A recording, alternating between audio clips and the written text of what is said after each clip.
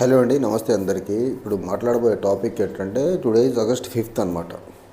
August 5th వచ్చిన ఆంధ్రప్రదేశ్లో ప్రభుత్వ ఉద్యోగులకి ఈ రోజుకైతే ఈ టైంకి అయితే శాలరీ అందలేదు ఇంకా. సో గత ప్రభుత్వం వైసీపీ రూల్ చేస్తున్నప్పుడు ఆంధ్రప్రదేశ్లో ప్రభుత్వ ఉద్యోగులకి ఇన్ టైంకి శాలరీస్ రావట్లేదు. అదే కూటమి ప్రభుత్వం వస్తే ఆన్ టైంలో శాలరీ ఇస్తామనేసి చంద్రబాబు నాయుడు గారు టైం అండ్ అగైన్ చెప్పుకుంటూ వచ్చారు. అయితే గత ప్రభుత్వంలో మనం చూసుకున్నట్లయితే టూ మెనీ వెల్ఫేర్ స్కీమ్స్ ఉన్నాయి. బీట్ అమ్మఒడి, రైతు భరోసా, తర్వాత పెన్షన్స్ అవనివ్వండి, లేకపోతే డ్వాక్రా మహిళలకు రుణాలు అవనివ్వండి, ఇలా ఆటో వాళ్ళకి వాహన మిత్ర అవనివ్వండి, ఇలా రకరకాల వెల్ఫేర్ స్కీమ్స్ ఎక్కువ ఉండటం వల్ల కొంత డిలే అయి ఉండొచ్చేమో. కానీ ఇప్పుడు కొత్తగా ఏర్పడిన కూటమి ప్రభుత్వానికి ఒక పెన్షన్స్ తప్ప ఇంకొక వెల్ఫేర్ జరగట్లేదు ఆంధ్రప్రదేశ్లో. అసలు వెల్ఫేర్ జరిగిన రాష్ట్రంలో ఖజానాలో ఉన్న డబ్బంతా ఎటు వెళ్తుంది? అది ఫస్ట్ థింగ్. సెకండ్, సరే ఖజానాలో డబ్బు ఉందా లేదా, అప్పు తీసుకొచ్చిన డబ్బు ఎటు తీసుకెళ్తున్నారు, డైవర్ట్ చేసి కరప్షన్ చేస్తున్నారు అనేది పక్కన పెడితే, చంద్రబాబు నాయుడు గారు ఎలక్షన్ ర్యాలీస్లో పదే చెప్పింది సంపద సృష్టిస్తాం, పేదలకు పంచుతాం, సంపద సృష్టిస్తాం, పేదలకు పంచుతాం అన్నారు. మరి సంపద సృష్టించి పేదలకు పంచే చంద్రబాబు నాయుడు గారు మీరు టైంకి జీతాలు ఇవ్వలేనప్పుడు మీ సంపద సృష్టి ఎటుపోతుంది అసలు? పోనీ మీ ప్రభుత్వంలో ఏమన్నా మీరు చెప్పిన బాబు సూపర్ 6 గ్యారంటీలు ఏమైనా ఇంప్లిమెంట్ అవుతున్నాయా? రైతు భరోసా ఇస్తున్నారా? తల్లికి వందనం ఇస్తున్నారా? నిరుద్యోగ భృతి ఇస్తున్నారా?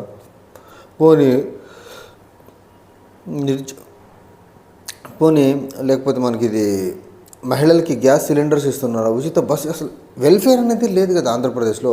ఒక పక్క వెల్ఫేర్ లేదు, అప్పులు పెరిగిపోయినాయి. 19,000 లక్షల కోట్ల రూపాయలు గత 100 రోజుల్లో మీరు చేసిన అప్పు.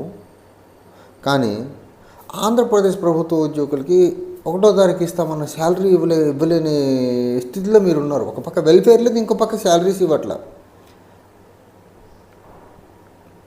తర్వాత మీరు చేస్తున్న ఇంకొక ఇది ఏంటంటే శాలరీస్ ఇవన్నీ వెల్ఫేర్ ఇవన్నీ పక్కన పెట్టేసేసి మీరు ఇప్పటికీ 4వసారి ముఖ్యమంత్రి అయ్యారు. 45 సంవత్సరాల ఎక్స్పీరియన్సు. ప్రభుత్వ ఉద్యోగులకి జీతం ఇవ్వలేని అనుభవం అండి మీది. ఒక మంచి వెల్ఫేర్ స్కీమ్ ఇంప్లిమెంట్ చేయలేని అనుభవం మీది. పోనీ రాజధాని కడుతున్నారా? అది లేదు. పోలవరం ముందుకెళ్తుందా? అది లేదు. అసలు రాష్ట్రంలో ఏం జరుగుతుంది? అభివృద్ధి అనేది ఏమన్నా ఉందా? వెల్ఫేర్ అనేది ఏమన్నా ఉందా? ఒక లడ్డు చుట్టూ రాజకీయం తిప్పడం తప్ప వరద సహాయక చర్యల్లో ఫెయిల్ మీరు, లా అండ్ ఆర్డర్లో ఫెయిల్యూర్ మీరు.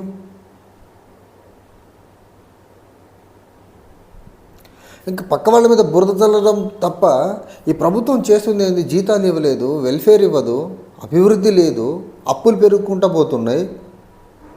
అసలు ఏం జరుగుతుంది ఆంధ్రప్రదేశ్లో? అభివృద్ధి అన్నారు, ఏదో షాపింగ్ కాంప్లెక్స్లు తీసుకొచ్చి పెడుతున్నారు, దాన్ని అభివృద్ధిగా చూపించే ప్రయత్నం చేస్తారు. మళ్ళీ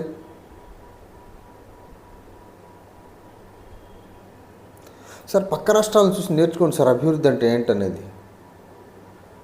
తెలంగాణ అవనివ్వండి, తమిళనాడు అవనివ్వండి, కర్ణాటక అవనివ్వండి, మహారాష్ట్ర అవనివ్వండి, కొన్ని హర్యానా అవనివ్వండి, పంజాబ్ అవనివ్వండి. అసలు ఆంధ్రప్రదేశ్లో అభివృద్ధి అనేది ఉందా? ఆంధ్రప్రదేశ్ తెలంగాణ నుంచి విడిపోయి ఆల్మోస్ట్ 10 years ఇప్పుడు 11th yearలో రన్ అవుతున్నాం. ఈ 11 yearsలో 5 years మీరు ముఖ్యమంత్రిగా ఉన్నారు. ఇంకొక 5 సంవత్సరాలు మీరు ముఖ్యమంత్రిగా ఉండబోతున్నారు. అంటే 15 సంవత్సరాల్లో 10 సంవత్సరాలు మీ చేతిలోనే పెట్టారు ఆంధ్రప్రదేశ్ని. మీ చేతిలో ఆంధ్రప్రదేశ్ వచ్చిన తర్వాత అసలు అభివృద్ధి లేకుండా ఏం చేస్తుంది ఆంధ్రప్రదేశ్? ఏం జరుగుతుంది ఆంధ్రప్రదేశ్లో? అండ్ మీ డిప్యూటీ ఉన్నారు, ఆయన అకౌంటబిలిటీ అంటే ఏంటో చూపిస్తామన్నారు. అకౌంటబిలిటీ ఏంటంటే చెప్పిన మాటలు తప్పడమా? ప్రభుత్వ ఉద్యోగాలకు జీతాలకు టైంకి ఇవ్వకపోవడమా? 6 గ్యారెంటీలు అమలు చేయకపోవడమా? యువతకు ఉపాధి అవకాశాలు కల్పించకపోవడమా? రాష్ట్రానికి పెట్టుబడులు తీసుకురాపోవడమా? తిరుమల లడ్డు చుట్టూ రాజకీయం చేయడమా? ఏంటి మీరు చెప్పిన అకౌంటబిలిటీ? ఏంటి మీరు చెప్పిన ట్రాన్స్ఫార్మేటివ్ గవర్నమెంటు? పవన్ కళ్యాణ్ గారికి ఈ పాటికి అర్థమై ఉండాలా, మాటలు చెప్పినంత ఈజీ కాదు ప్రభుత్వాన్ని నడపడం అనేసి. అది అర్థమయ్యే ఆయన మాలలు వేసుకుంటా, దీక్షలు చేసుకుంటా, లడ్డుల చుట్టూ కాలయాపన చేస్తున్నారు. నాకు ఇప్పటి వరకు పవన్ కళ్యాణ్ గారు ఒక గుడ్ అడ్మినిస్ట్రేటర్గా ప్రూవ్ చేసుకోవాలనో మంచి పరిపాలన అందించాలనే ఆలోచనతో ఉన్నట్టయితే కనపడట్లే ఈ 120 రోజుల్లో ఎక్కడ కానీ. ఆయన ఏ కాడికి మత రాజకీయాలు రగల్చి దాని ఆ మంటల్లో చలిగాచుకోవాలనే ఉద్దేశంతో ఉన్నారు. చంద్రబాబు నాయుడు గారేమో డైవర్ట్ పాలిటిక్స్ చేసే పనిలో ఉన్నారు.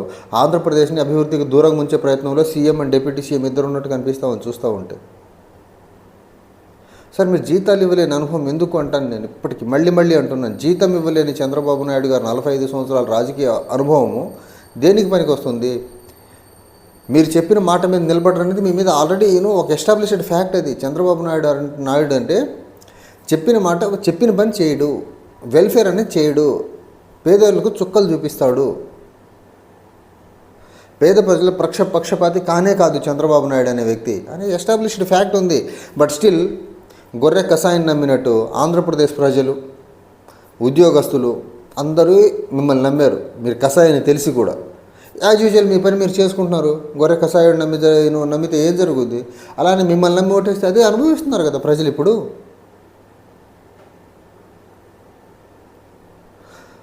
చంద్రబాబు నాయుడు గారు నాకు తెలిసి ఇది మీ రాజకీయంగా మీ చివరి ముఖ్యమంత్రి టెన్యూర్ అని భావిస్తున్నాను నేను. ఇప్పటివరకు మీరు ఉమ్మడి రాష్ట్రానికని విడిపోయిన ఆంధ్రప్రదేశ్కి చేసింది అయితే ఏం లేదు. కనీసం ప్రజల మనసుల్లో కొద్ది కాలం పాటు చిరస్థాయిగా కాకపోయినా కొద్ది రోజుల పాటు నిలబడే కొన్ని మంచి పనులు చేయండి రాష్ట్రానికి, ప్రజలకి. అంతే తప్ప ఈ డైవర్ట్ పాలిటిక్స్, ఈ మత రాజకీయాలు, లేకపోతే పక్క వాళ్ళ మీద బురద చల్లే రాజకీయాలు ఆపేసేసి కనీసం 1వ తారీఖున జీతాలు మీరు పెన్షన్స్ ఇస్తున్నారు కదా, తక్కువ అమౌంట్ అని ఇచ్చేస్తున్నారు, తక్కువ మందికి ఇవ్వాలని ఇచ్చేస్తున్నారు. పెన్షన్స్ ఇస్తున్నట్టే వెల్ఫేర్ సీనియర్ సిటిజన్స్కి, డిజేబుల్డ్ పీపుల్కి, విడోస్కి, గవర్నమెంట్ ఎంప్లాయీస్కి శాలరీస్ కూడా ఆన్ టైం అంటే మీరు చెప్పినట్టు 1వ తారీఖు ఇచ్చి మీరు అకౌంటబుల్ పీపుల్ అనేది కొద్దిగా ప్రూవ్ చేసే ప్రయత్నం చేయండి. మీలో అకౌంటబిలిటీ లేదని నాకు తెలుసు, కానీ ప్రజలకు తెలియదు కదా. తెలియకనే మీరు గొర్రె కషాయం నమ్మినట్టు మిమ్మల్ని ప్రజలు నమ్మారు. సో అట్లీస్ట్ టైంకి జీతాలు ఇవ్వండి. మీరు చెప్పిన 6 గ్యారెంటీల్లో 1-2 గ్యారెంటీలన్నా ఇంప్లిమెంట్ చేసి మీరు ఏదో చేస్తున్నారని నమ్మబలికించండి. అట్లీస్ట్ నమ్మబలికించండి. మీరు ఏం చేయరు. 5 సంవత్సరాల తర్వాత మీ ప్రోగ్రెస్ రికార్డ్ చూస్తే ఈ 110 రోజుల్లో ఏం జరిగిందో ఇంతకంటే దరిద్రమైన ప్రోగ్రెస్ రికార్డే ఉంటుంది తప్ప ఇంతకు మించి మీరు గొప్పలు చేస్తారని పొరపాటును కూడా ఎవరు అనుకుని. ఎందుకంటే 2014-19 చూసాము. 96 నుంచి 2004 వరకు కూడా మీ ముఖ్యమంత్రిని ప్రజలు చూశారు. మీరు ఎంత రిఫార్మిస్టు, ఎంత వెల్ఫేరిస్టు, మీరు ఎంత గుడ్ గవర్నెన్స్ ఇవ్వగలరు అనేది ప్రజల్లో క్లారిటీ ఉంది. బట్ స్టిల్ మీరు చెప్పిన బూటకప్ మాట్లాడండి, మీరు చెప్పిన గ్లోబల్స్ అవ్వనివ్వండి, మీరు చెప్పిన సత్యదూరమైన హామీలు అనండి, మీరు చెప్పిన ఒక మీరు చూపించిన అభూత కల్పనలు అనండి, అవన్నీ నమ్మి గొర్రె కషాయం నమ్మినట్టు ఆంధ్రప్రదేశ్ ప్రజలు మరీ ముఖ్యంగా నేను ఎలక్షన్ చేస్తున్నప్పుడు గవర్నమెంట్ టీచర్స్ అయితే ఒక యుద్ధమే చేశాం ఈ విషయంలో, మీకు ఓటు వేయకూడదు అనేది. కానీ వాళ్ళు మీరేదో ఉద్ధరిస్తారు అన్నారు. వాళ్ళకి మీరు కరెక్ట్గా ట్రీట్మెంట్ ఇస్తున్నారని అనిపిస్తుంది నాకు. సరే కొద్దిమంది టీచర్స్ మిమ్మల్ని అలా గుడ్డిగా నమ్మి ఉండొచ్చు, కానీ మెజారిటీ ప్రభుత్వ ఉద్యోగులకి ఆన్ టైంకి జీతం చాలా అవసరం సార్. ఈఎంఐలు ఉంటాయి, పిల్లల స్కూల్ ఫీజులు ఉంటాయి, ఇంట్లో మెయింటెనెన్స్ ఉంటుంది. సో వాళ్ళకి ఆన్ టైంలో డబ్బులు ఇచ్చి కనీసం ఒక వర్గాన్నైనా సాటిస్ఫై చేయండి. మీరు అన్ని వర్గాలను సాటిస్ఫై ఎప్పుడు మీ జీవితంలో చేయబోరు. కనీసం ఆన్ టైంలో జీతం ఇచ్చి మీరు చెప్పిన మాట 1వ తారీఖునే నేను ప్రభుత్వ ఉద్యోగులకు జీతం ఇస్తాను అన్నారు, ఇవ్వండి.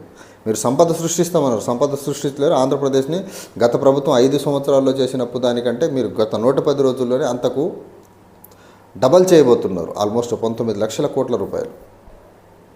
అక్కడ 11 నుంచి 13 లక్షల కోట్ల రూపాయలు అయితే మీరు ఈ 110 రోజులు 120 రోజుల్లో మీరు చేసిన అప్పు అక్షరాల 19 లక్షల కోట్ల రూపాయలు. సో అప్పులు తీసుకొస్తున్నారు కదా, కనీసం అప్పుల్లో కొంచెం టైంకి జీతాలు ఇచ్చేదానికన్నా వాడండి. Thank you.